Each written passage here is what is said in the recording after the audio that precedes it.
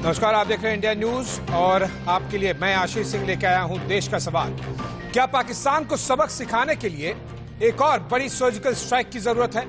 अगले 1 घंटे में हम इस मुद्दे पर चर्चा करेंगे, लेकिन उससे पहले आपको 2 तस्वीरें टीवी स्क्रीन पर दिखा दें।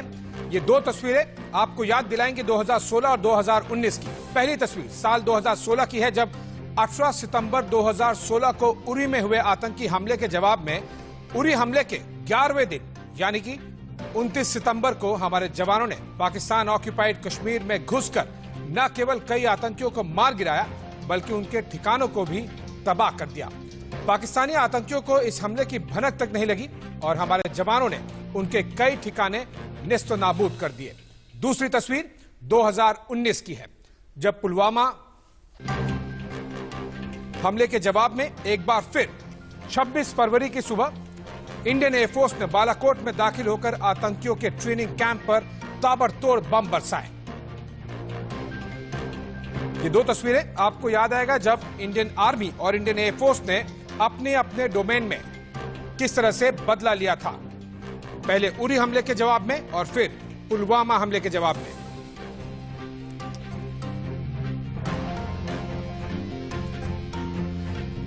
पीएम मोदी ने ट्वीट कर कहा है कि नगरोटा में जैश के जो आतंकी मारे गए हैं वो भारत में एक बड़े हमले की तैयारी में थे। भले ही हमारे जवानों ने पाकिस्तान की साजिश को नाकाम कर दिया हो, लेकिन पाकिस्तान ने हमले की हिमाकत तो की। तो क्या ऐसे में यह जरूरी नहीं है कि हम पाकिस्तान को उसकी जरूरत का जवाब दें? ये रिपोर्ट देखिए।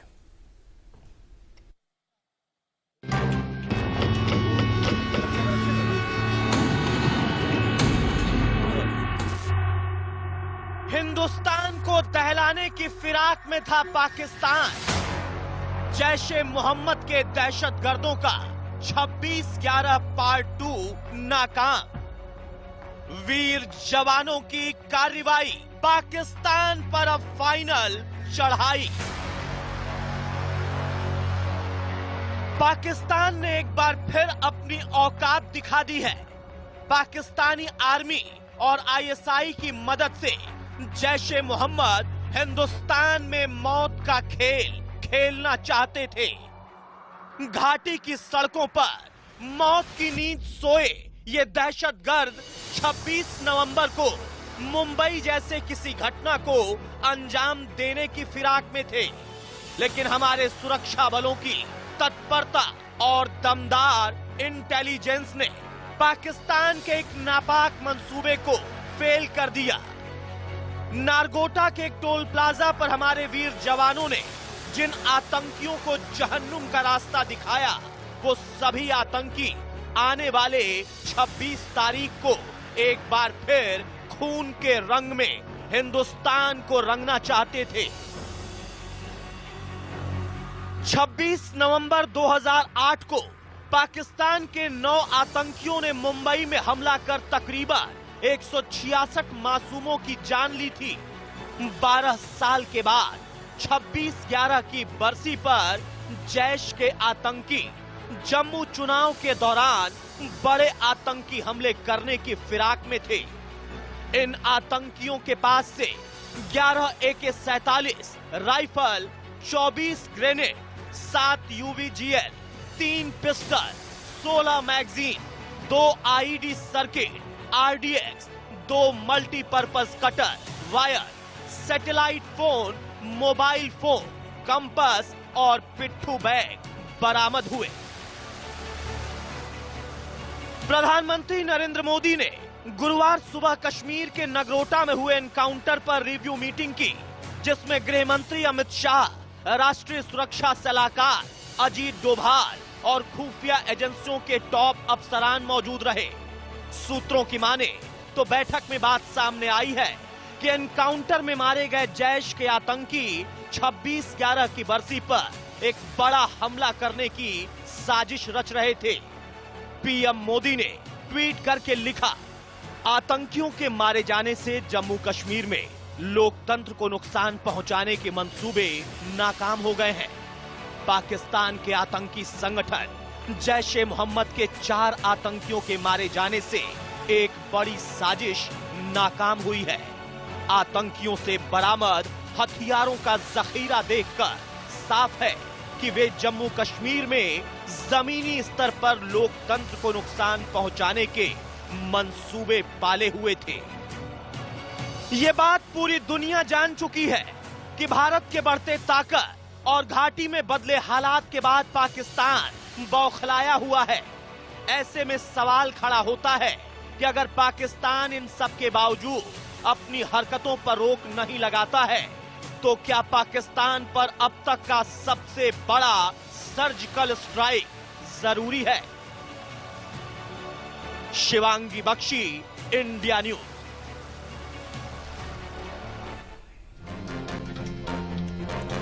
अब अगले 1 घंटे में हम अपने मेहमानों के साथ जिन सवालों पर चर्चा करेंगे वो आप भी जान लीजिए। पहला, क्या पाकिस्तान पर एक और सर्जिकल स्ट्राइक जरूरी है? ये सबसे पहला और सबसे महत्वपूर्ण सवाल। दूसरा, क्या सर्जिकल स्ट्राइक से ही आतंकवाद का खात्मा होगा?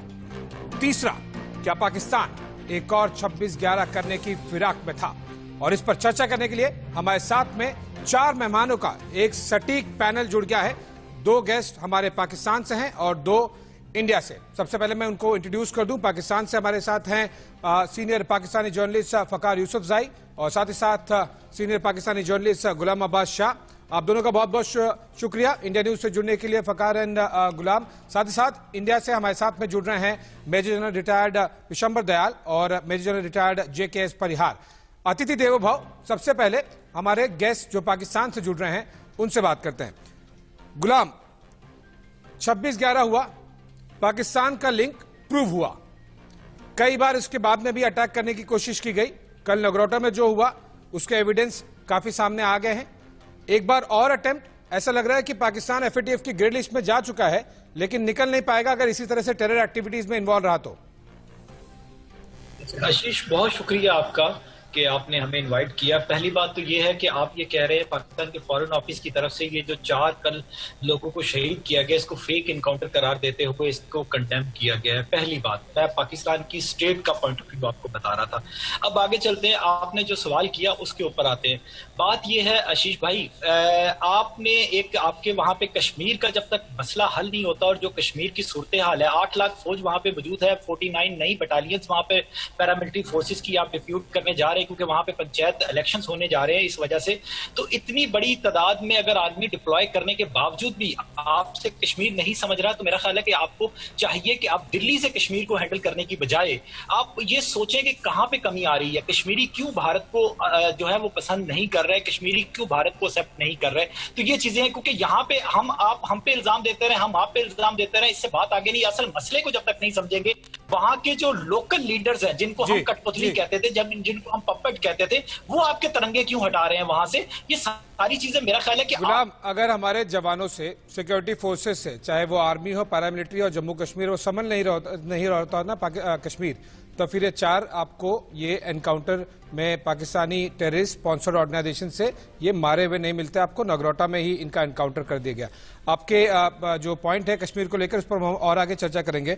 फकार, एक मेडिसिन की स्ट्रिप मिली, इससे पहले भी कई इस तरह के जो पाकिस्तानी स्पॉन्सर्ड टेरर ऑर्गेनाइजेशन से जो टेररिस्ट आए हैं, इन्फिल्ट्रेट करने की कोशिश की है। GPS हो, सैट फोन हो, इन सबसे सबूत मिला है कि वो शुरुआत कहां से कर रहे हैं, वो आ रहे हैं पाकिस्तान से।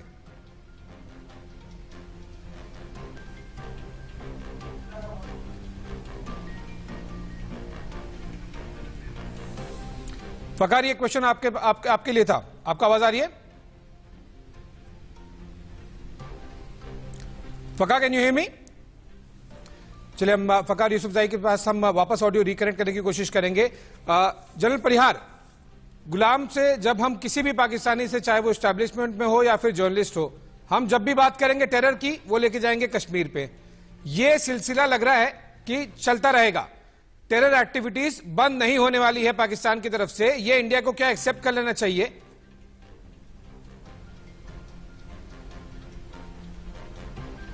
पहले तो मैं हमारे दोनों पाकिस्तान से आए मेहमानों का इस्तकबाल करता हूं और उनकी मजबूरियों को भी मैं समझता हूं। रहा सवाल आशीष जी, आपने जो मुझसे सवाल पूछा है उसका मेरे पास में एक ही जवाब है और मैं पिछले कई सालों से कहता रहा हूं कि पाकिस्तान और चीन पे भरोसा करने का कोई गुंजाइश ही नहीं है। 90 से लेके 70,830 टेरर एक्ट में हुए हैं, 24,915 किलिंग हुई है टेररिस्ट की, कुछ सिविलियन भी गए, हमारे आर्मी के 5,000 से ज्यादा जवान शहीद हुए, एक्टिविटीज इनकी चलती रहेंगी। अब जो है ये कहते हैं कश्मीर डिस्प्यूटेड है, तो मैं उनको ये बता देना चाहता हूं कि कश्मीर का डिस्प्यूट जो है वो सिर्फ इस बात का है कि आप जो है वो पीओके गिलगित बाल्टिस्तान कब खाली करेंगे, और 70 साल से इन्होंने उस बारे में कोई एक्शन अपनी तरफ से नहीं की है। तो अब मेरे हिसाब से एक मेरा जो अनुभव रहा है आर्मी में 35 साल का, एक सिटीजनशिप का, स्टेट्समैनशिप का, मैं इस नतीजे पे पहुंच चुका हूं कि इसका इलाज सिर्फ यही है कि हम नरेंद्र मोदी जी आप इंदिरा गांधी बनिए, आप इंदिरा गांधी बनिए। और अब इस समय आ गया है, ये हमारा विस्तारवादी नहीं है, आपकी अपनी बीमारी अगर है तो सर्जिकल स्ट्राइक नहीं, आपको पूरा एम्पुटेशन करना पड़ेगा। गैंग्रीन अगर हो गया है, अंग सड़ गया है, उसको काट के फेंकना पड़ता है। पाकिस्तान की आर्मी आईएसआई ने पाकिस्तान की जनता को गुलाम बना लिया है, वो गैंग्रीन हो गया है। आप पाकिस्तान को विखंडन करिए, बलूचिस्तान को मान्यता दीजिए और पीओके पे आप अटैक करिए। आपको यही करना पड़ेगा, आपको इंदिरा गांधी बनना पड़ेगा, और कोई इलाज नहीं है। जनरल दयाल, एक और सर्जिकल स्ट्राइक से लग नहीं रहा है कि मसला हल होगा, कोई सबक मिलेगा। सर्जिकल स्ट्राइक एयर स्ट्राइक से तो सबक बिल्कुल नहीं।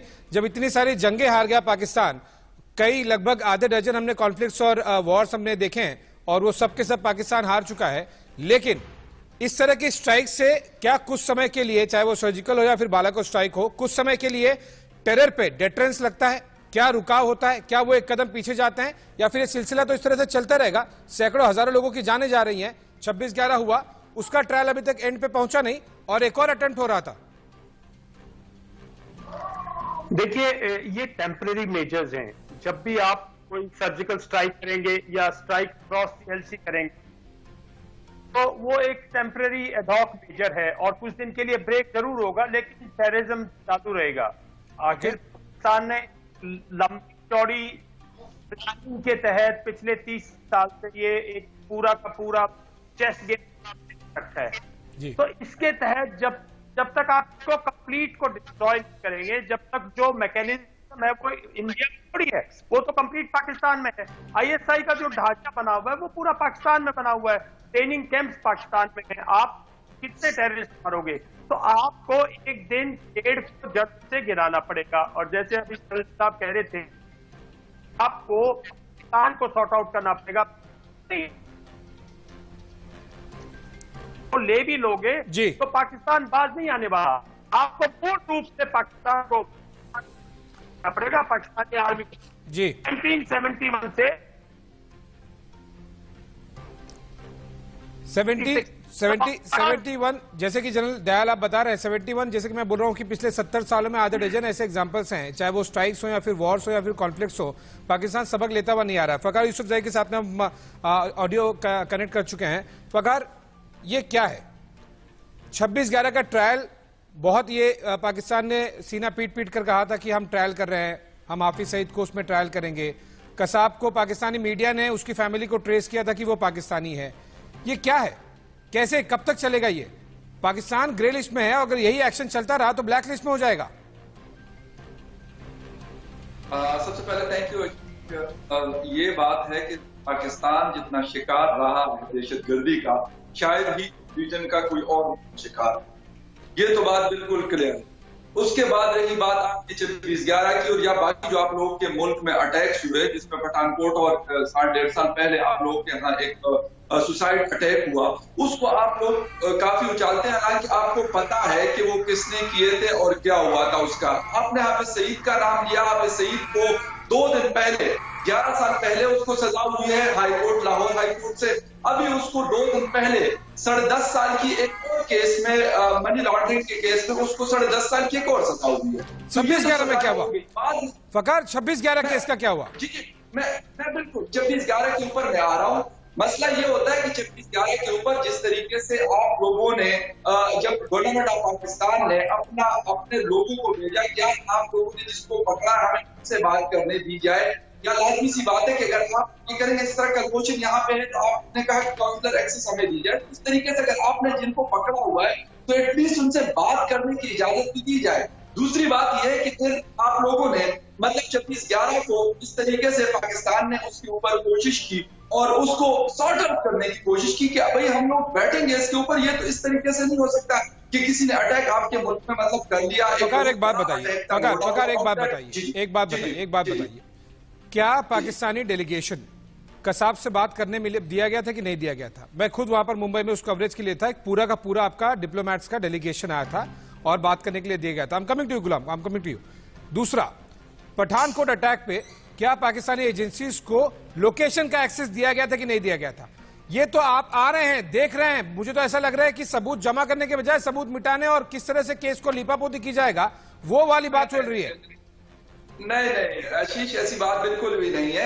ये मुल्कों के बीच में मामलात होते हैं। आपको पता है कि यूनाइटेड नेशन और बहुत बड़े बड़े इदारे इसको देख रहे होते हैं। सिर्फ हिंदुस्तान पाकिस्तान का मामला नहीं होता कि मतलब मेरे और आपके पास बीच में अगर कोई पर्सनल डिस्प्यूट होगा उसको किसी और तरीके से लिया जाएगा, लेकिन कंट्री टू कंट्री जो चीज होती है उसको और तरीके से, क्योंकि आपको मतलब सीनियर जर्नलिस्ट है, वहां पे आप इन चीजों को कवर करते हैं। यहाँ पाकिस्तान में हम लोग देख रहे होते हैं, ऐसे नहीं होता। मतलब कंट्री टू कंट्री और तरीके तो तब काम करेंगे ना फकर, जब टेररिज्म नहीं हो।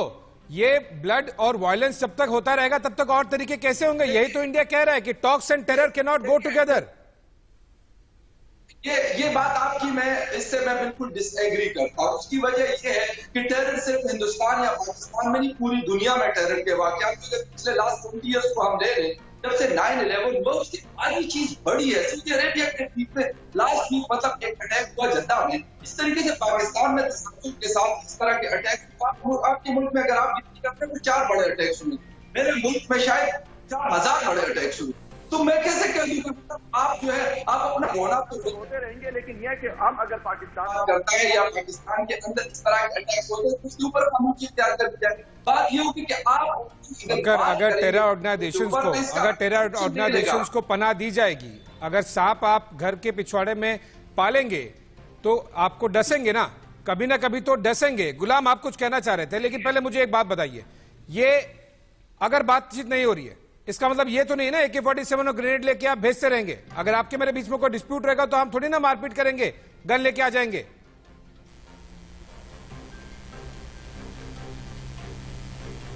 आवाज आ रही है आपको? आ रही है मेरे भाई? जी Ghulam, go ahead. Can you hear me? Yes, I can hear you, Ghulam, go ahead.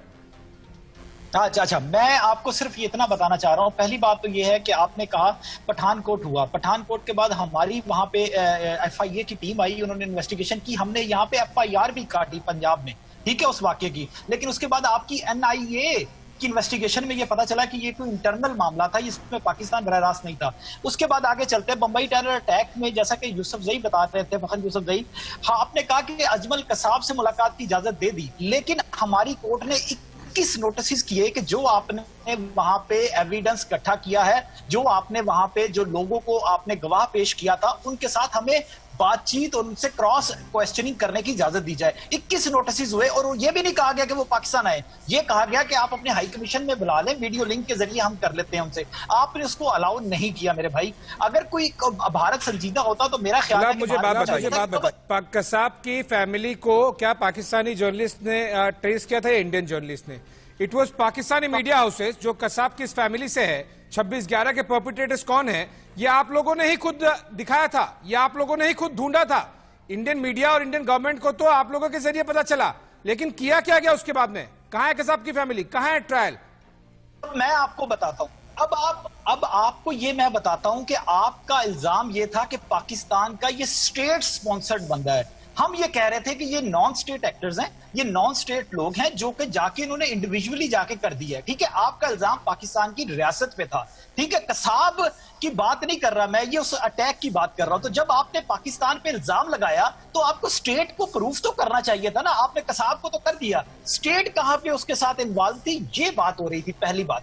दूसरी बात मेरे भाई, अभी जो जनरल साहब कह रहे थे ना आशीष भाई कि गिलगित बल्तिस्तान और आजाद कश्मीर की ये बात कर रहे थे, शिमला एग्रीमेंट हुआ, लाहौर एग्रीमेंट हुआ, उसमें कहां लिखा हुआ था क्या कि खाली आजाद कश्मीर और गिलगित पे बात करेंगे? दूसरी बात, जनरल साहब आप आर्मी में रहे हैं, आप बड़े अच्छे तरीके से समझते हैं, ये रेड लाइन है हमारे लिए, ये जो LOC है ये रेड लाइन है हमारे लिए। और ये जिस दिन क्रॉस हुई तो उसके बाद एक बात ज़हन में रखिएगा कि उसके बाद तबाही होगी, चाहे वो आपकी साइड पे हो या हमारी साइड पे, ये बाद में डिसाइड होगा। कैसे होगी गुलाम, कैसे होगी?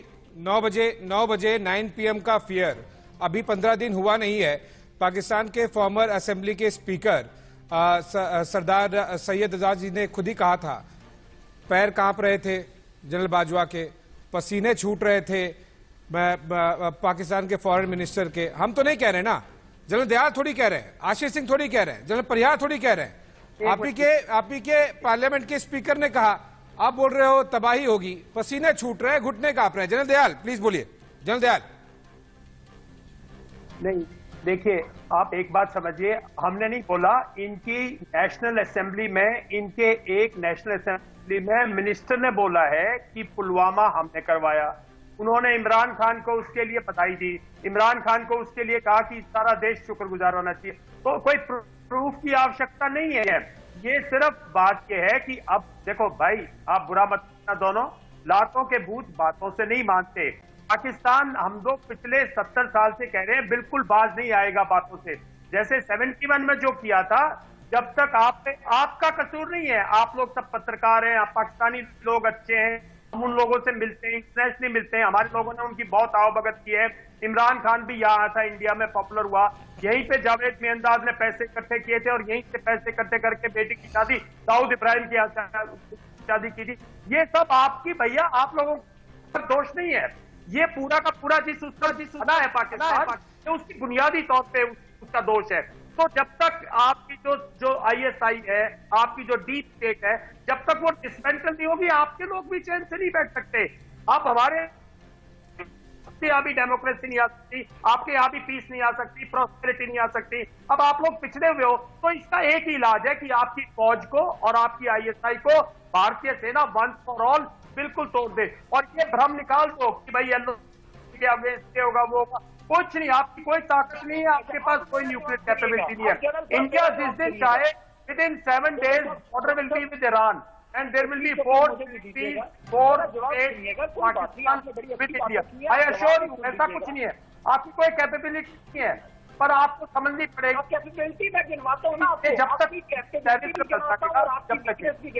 ये गुलाम अब्बास, गुलाम, ये हकीकत है भाई, ये हकीकत है। आपके पास बात नहीं है, आपकी ISI आपको भी कंट्रोल करती है। आपने यहाँ कितनी डेमोक्रेसी है, पिछले 70 साल में आपके यहाँ ताना चाह रहे हैं, देश का पूरा हाल किया है। आप लोग अपने अंदर भी झांक के देखो। गुलाम क्या तबाही होगी, आप मुझे बताओ, गुलाम क्या तबाही होगी? जो कर्ज लिया हुआ है, जो कर्ज लिया हुआ है, उसका ब्याज भरने के लिए पैसा नहीं है गुलाम।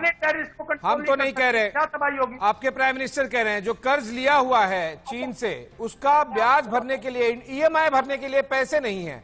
आप बोल रहे तबाही होगी, कैसे होगी? हाँ बताइए। बताता हूँ मैं आपको एक चीज। ये जो कल हुआ नगरोटा में, वैसे ही करोगे ना, नॉन स्टेट एक्टर्स, वैसे ही जैसे ओसामा बिन लादेन अबोटाबाद में पाकिस्तानी आर्मी के बैकयार्ड में मिला था। आप बोलोगे कि आपको पता नहीं, आपका इंटेलिजेंस का कोई लेना देना नहीं। मैं आपको सारी चीज एक्सप्लेन करता हूं मेरे भाई।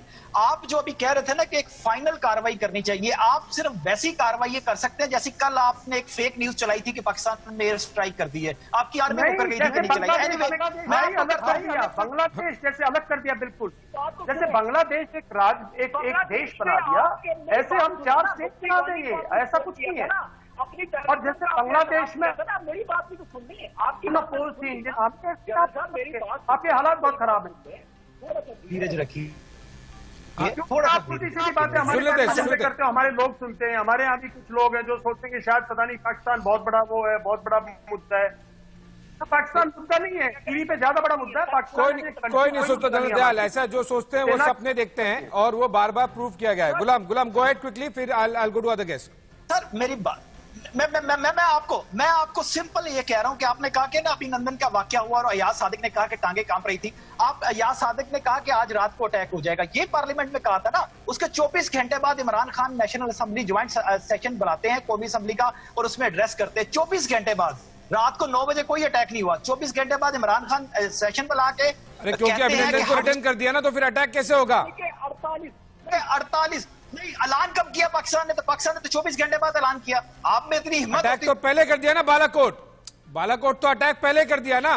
तो बालाकोट के बाद, बालाकोट, आशीष आप बड़े मजे हुए जर्नलिस्ट हैं, आप मुझे बताएं, सिर्फ इतना कंफर्म कर दीजिएगा कि आपकी फजाई हदूद की हमने खिलाफ वर्जी करते हुए वहां के आपके असला के डिपो को टारगेट नहीं किया था क्या हमारे JF-70 थंडर तैयारों ने?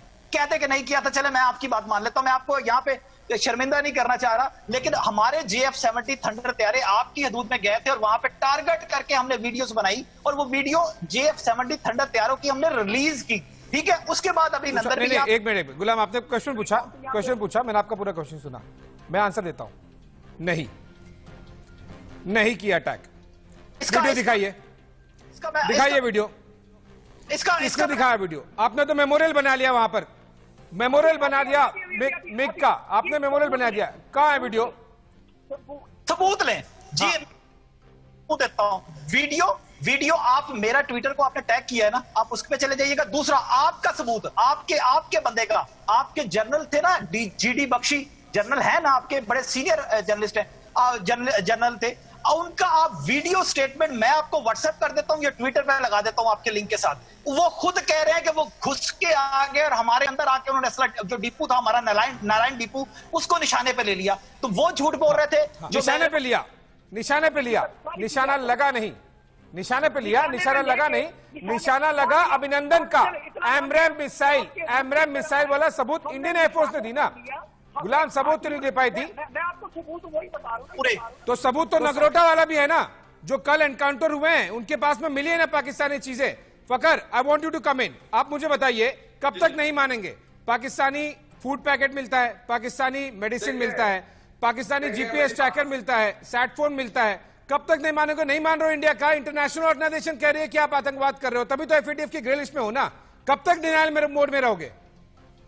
सुने, मेरी बात सुने, प्रोपेगेंडा करने में कोई हर्ज नहीं है, वो आप लोगों का काम है, आप बिल्कुल करें, खुल के करें, कोई मसला नहीं है। मीडिया भी करे, आपकी हुकूमत भी करे, सारे लोग करें कि फला के जेब से फला पैकेट निकला, फला के जेब से। यार ये बच्चों वाली बातें हैं। खुदा के बंदों, मुल्क अगर प्लान करता है, अटैक प्लान करता है किसी मुल्क में, तो कोई बच्चे तो नहीं होते ना। अगर आपकी रॉ अगर पाकिस्तान में करेगी तो इस तरह की हमाकत कर सकती है। या अगर हमारा ISI करेगा, जो बार बार जनरल साहब को मतलब तकलीफ हो रही है ISI से, वो हमारा एक बहुत बड़ा, जिसे कहते हैं बहुत बड़ा इदारा है, उसने एक वॉर ऑन टेरर लड़ी है, उसने एक जंग लड़ी और उसने साबित किया इस रीजन के ऊपर अमेरिका और नाटो उसको मानती है कि यार उन्होंने मतलब एक बहुत बड़ी जंग लड़ी है जिससे अमेरिका भागा। आप कह रहे हैं कि उनके जेबों से ये निकला। भाई बात यही थी कि आप लोग उसको पकड़ते, उन लोगों को उनको सामने लेके आते, उनको दिखाते कि यार आप लोग मतलब कौन है, कहां से आए। वैसे मतलब इल्जाम लगाने ये आप लोग अच्छे नहीं कर रहे। पिछले 10 सालों से यही कहानियां चल रही हैं। General Parihar, quickly I have to go in a short break. अच्छा फकर कंप्लीट कीजिए। General quickly go to general Parihar. Fakhar complete. Balakot के अंदर बिल्कुल आप लोग के जहाज आए थे, लेकिन बालाकोट के अंदर उसका जवाब जो हमने आपको दिया तो अभिनंदन फिर पाकिस्तान के अंदर बैठा हुआ था। उसका मतलब जिसे कहते हैं ना, जवाब ऐसे दिया जाता है। और जो बात कर रहे हैं गुलाम अब्बास साहब बात कर रहे हैं, बिल्कुल उसकी वीडियो अगर कहते हैं तो मेरे पास भी मौजूद है, मैं आपको बता देता हूँ कश्मीर में किस किस जगह उन्होंने। वही तो मैं कह रहा हूँ ना फकर, निशाना लिया था, निशाना लगा नहीं। निशाना तो अभिनंदन का लगा, निशाना तो लगा अभिनंदन का, निशाना लिया था, लगा नहीं। जनरल परिहार अब ये कह रहे हैं कि जिंदा पकड़ते, इनको 4 को एनकाउंटर नहीं करते, जिंदा पकड़ते तब सबूत देते, तब ये इस तरह से मानते कि हाँ पाकिस्तानी। कसाब को नहीं पकड़ के जिंदा दिया। 2018 में जुलाई में सेकेंड वीक में एक और पाकिस्तानी आतंकवादी को जिंदा पकड़ा। कितना और कितना ये रिपीटेशन चलेगा जनरल परिहार? ये अब बोल रहे हैं कि एनकाउंटर क्यों कर दिया, जिंदा पकड़ के लेके आओ तब मानेंगे। मैं इन दोनों भाइयों को बहुत मुबारकबाद देता हूं कि उन्होंने ISI का पक्ष बहुत अच्छी तरह से रखा है। और सच को अगर आप झुटलाने की इतनी अच्छी कोशिश कर सकते हैं तो करते ही रहेंगे, चाहे जिंदा पकड़िए चाहे कुछ भी हो। बात यह है कि ये सब वहीं के आए हुए हैं और आप अगर जिंदा भी उनके सामने खड़ा करते थे तब भी ये मानते ही नहीं कि ये उनके हैं। करगिल वार में इन्होंने अपने जवानों की, अपने अफसरों की डेड बॉडी नहीं ली, हमने उनका क्रीमेशन किया है। बिल्कुल। कसाब को इन्होंने आइडेंटिफाई नहीं करेंगे, तो ये सब तो चलता रहेगा। ये आप ये नहीं समझते हैं कि आर्मी जो दुनिया की सिर्फ अकेली आर्मी है, पाकिस्तान आर्मी जो कॉन्स्टिट्यूशन के अंदर बैठी हुई है, वहां पे शासन करने के लिए, वो बिजनेस करने के लिए अथॉराइज्ड है, वो वहां पर बैंक चलाते, सब कर रहे हैं। तो इनके असली दुश्मन हम नहीं है, इनके असली दुश्मन इनकी खुद की आर्मी है। बिल्कुल, जिसने पाकिस्तान को बैंक वगैरह तो फिर भी बहुत अच्छा प्रोफेशनल जॉब हो गया जनरल परिहार।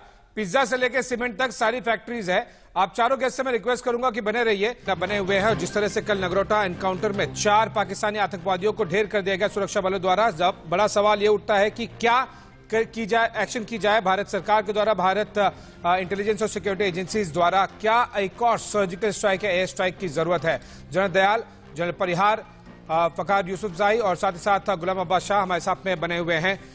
गुलाम, हमने देखा कि सर्जिकल स्ट्राइक हुई, एयर स्ट्राइक हुई, कई पाकिस्तान के साथ में वॉर भी हुए हैं, हर बार पाकिस्तान हारा भी है, बांग्लादेश अलग भी हो गया। ये जब तक टेरर वाला सिलसिला चलता रहेगा, आप मुझे बताइए, आप किस तरह से इसको डिफेंड करते रहेंगे? 26/11 हुआ, आप डिफेंड कर गए, कोर्ट कोई ट्रायल नहीं हुआ, एक और कोशिश की जा रही थी, FATF की ग्रे लिस्ट में है, अब इंटरनेशनली बोला जा रहा है कि पाकिस्तान में टेरर स्पॉन्सर होता है, मनी लॉन्ड्रिंग होती है, टेरर फाइनेंसिंग होती है। ये सिलसिला आप लोग जब तक चलाते रहेंगे, एक और स्ट्राइक के बिना या फिर एक और वॉर और कॉन्फ्लिक्ट के बिना आगे बात नहीं बनने वाली। नहीं, अगर तो अब वार और स्ट्राइक की बात करते हैं तो मेरा ख्याल है कि आपकी आर्मी में, आपकी इंडियन आर्मी में इतना दम नहीं है, वो यही फेक स्ट्राइक बालाकोट जैसी कर सकते हैं या कल जैसे खबर चली थी वैसे कर सकते हैं। मजीद उनको भी पता है कि आगे से क्या रिस्पॉन्स आएगा, पहली बात। दूसरी बात ये कि आप जो कह रहे हैं ना टेररिज्म, पाकिस्तान में 80,000 लोग पाकिस्तान के शहीद हुए हैं टेररिज्म में। और आशीष भाई, आप बड़े अच्छे तरीके से जानते हैं, आपके मीडिया ने वो रिपोर्ट नहीं किया, पाकिस्तान ने पिछले हफ्ते पूरा एक डोजियर दिया जिसमें पेशावर के स्कूल पे अटैक में भी इंडिया की मुदाखलत दिखाई है। हमने तो ऑडियो और वीडियोस भी दिखा दी मेरे भाई। आप तो कह रहे हैं ना कि नहीं, बंदे सिर्फ ट्रक आपने तबाह कर दिया, बंदा कोई नहीं बचा, और आपने कह दिया कि जी ये पाकिस्तानी है। हमने वीडियो, ऑडियोज और आपके इंडिया के जो दिल्ली का पंजाब बैंक है, नेशनल बैंक, उसकी रसीदें दिखाई है कि इतना पैसा फलानी जगह पे पहुंचा और उसके बाद वहां से होता हुआ यहाँ पे आया। तो ये हमने गुलाम, ये तो आई थिंक पाकिस्तानी सरकार अपने एम्बेसडर्स के थ्रू बहुत सारे इंटरनेशनल एम्बेसीज में लेके जा रही है ना, राइट? ये इंटरनेशनल लेवल पे उठाया जाए, हमने उठाइए। मैं तो कह रहा हूं 4-5 और ऐसे डॉजियर बना लीजिए। जैसे कश्मीर का मुद्दा बार बार UN में उठाने की कोशिश की गई, कोई हवा नहीं देता। आप कोई भी और मुद्दा उठाने की कोशिश कीजिए, कोई हवा नहीं देता। जनरल दयाल ये कह रहे हैं कि इंडिया इस तरह की एक्टिविटीज में इंडल्ज होता है, इसलिए ये इस तरह की एक्टिविटीज करते रहते हैं। देखिए, इंडिया ऐसी किसी एक्टिविटी में इन्वॉल्व नहीं होता। इंडियंस किसी दूसरी कंट्री में कोई ऐसी इंटरफेरेंस नहीं करते। लेकिन ये तो दुनिया जानती है कि पूरी दुनिया में जो टेररिज्म है उसका सरगना पाकिस्तान है। टेररिज्म की बात पाकिस्तान से स्टार्ट हुई।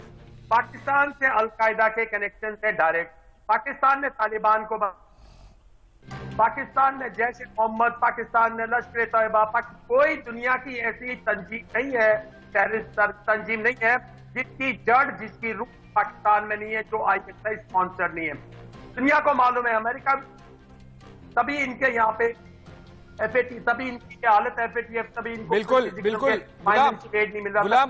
गुलाम, वो बराक ओबामा की नई बुक काफी चर्चा में आपने पढ़ी होगी ना, प्रॉमिस्ड लैंड। नागरिकों को समझना पड़ेगा, जिसमें ओबामा ने भी कहा कि ये पाकिस्तानी आर्मी और अलकायदा का कनेक्शन है।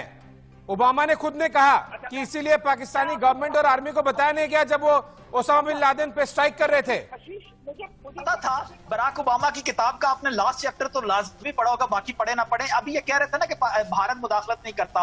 शर्मुल शेख में मेरा ख्याल, मुझे जहां तक याद पड़ता, आप भी कवर करने के लिए गए थे, मनमोहन हुसैन को पूरा एक डोजियर दिया था ना, जिसके बाद ज्वाइंट एलानिया आया था जिसमें ये कहा गया था कि बलूचिस्तान में अगर ये मामला हो रहे हैं तो उसको देखा जाएगा, रोका जाएगा। एनीवे, आप अगर मुदाखलत नहीं करते तो कुलभूषण यहाँ पे पकौड़े खाने आया था, बिरयानी खाने आया था, और आप अगर मुदाखलत नहीं करते तो अभी आपकी डिबेट में बलूचिस्तान के जनरल साहब बात कर रहे थे कि बलूचिस्तान के बारे में फैसला करना होगा। आप तो खुद मान रहे हैं अपनी टीवी स्क्रीन पे बैठ के। ये कैसा दोहरा मेयार है कि एक साइड पे आप अपने मुंह से मान लेते हैं और दूसरी साइड पे कहते हैं कि आप मुदाखलत नहीं कर रहे। जनरल परिहार, गुलाम को थोड़ा वापस से समझा दीजिए, क्योंकि उन्हें लग रहा है कि बलूचिस्तान की जब हम बात करते हैं कि उसे बांग्लादेश जैसा, ईस्ट पाकिस्तान जैसा अलग करने की जरूरत है, तो उनको लग रहा है कि टेरर एक्टिविटी की बात हो रही है। थोड़ा उनको एक बार एक्सप्लेन कर दीजिए कि what should be the action from Indian government side. इस तरह की टेरर एक्टिविटीज जब हो रही है तो बलूचिस्तान को ऑफिशियली डिक्लेयर कर दीजिए।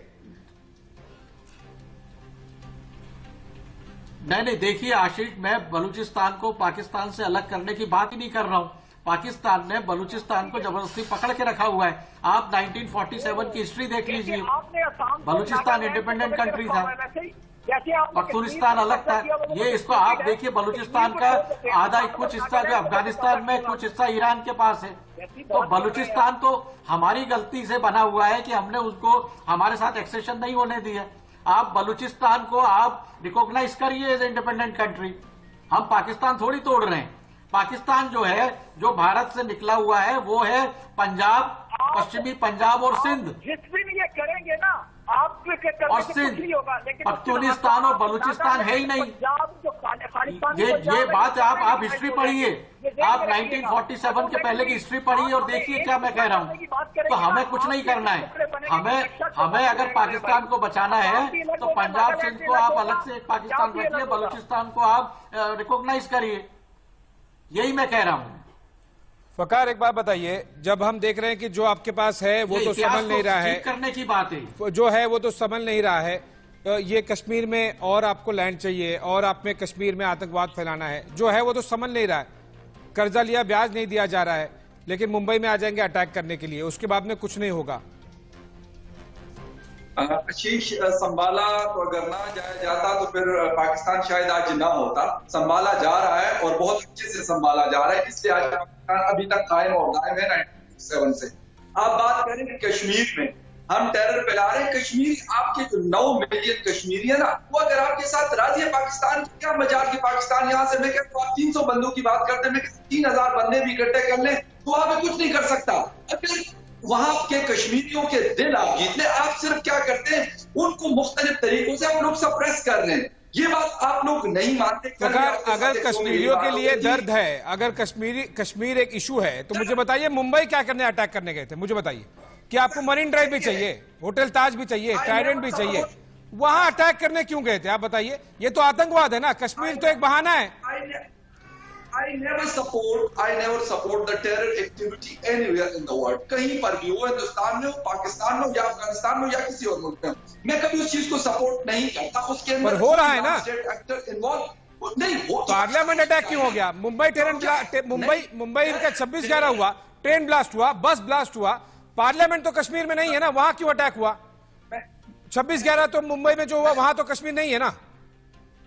ये कश्मीर तो एक बहाना है जिसलिए आतंकवाद किया जा रहा है। आप कह रहे हैं ना कि आपके यहाँ अटैक हुए, मैंने कहा मैं गिनती करना शुरू कर दूंगा, 19,000 से ज्यादा अटैक्स हमारे मुल्क में, 19,000 कब पिछले 20 सालों में। और ऐसे भी दिन आए जब हमारे मुल्क में एक दिन में 10 से 15 खुदकश धमाके हुए, कराची से लेकर खैबर तक और खैबर से लेकर क्वेटा बलूचिस्तान तक हजारों लोग मरे हैं। 70-80 हजार लोग कोई मामूली बात नहीं होती। मैं ये आपको नहीं कह रहा कि उसके लिए मैं कहूंगा कि अगर आपका मुंबई में अटैक हुआ था तो मैं उसको डेफिनेट करूंगा कि नहीं वो बहुत अच्छा होता, नहीं हुआ।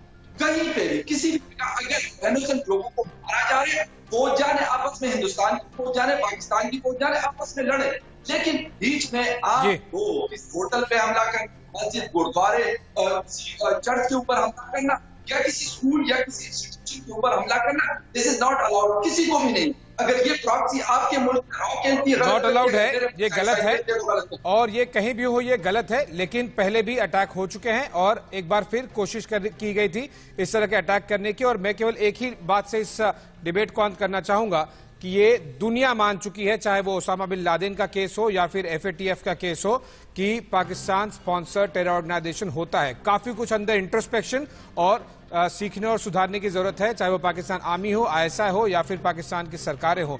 अगर सांप पालोगे तो वो आपको कभी ना कभी डसेगा। लेकिन आगे भारत सरकार किस तरह से इस पर एक्शन लेती है, चाहे वो मिलिट्री हो, इंटेलिजेंस हो या फिर फॉरेन अफेयर्स हो, ये एक बहुत ही बड़ा एक सवाल है। क्योंकि सर्जिकल स्ट्राइक और बालाकोट स्ट्राइक से भी पाकिस्तानी आर्मी और ISI और पाक स्पॉन्सर टेरर ऑर्गेनाइजेशंस को सबक नहीं मिला है। आप चारों जुड़े, अपने अपने पॉइंट ऑफ व्यू रखे। बहुत बहुत शुक्रिया जनरल दयाल, जनरल परिहार, फकार यूसुफजाई और साथ ही साथ गुलाम अब्बास शाह। और आज के लिए बस इतना ही। आप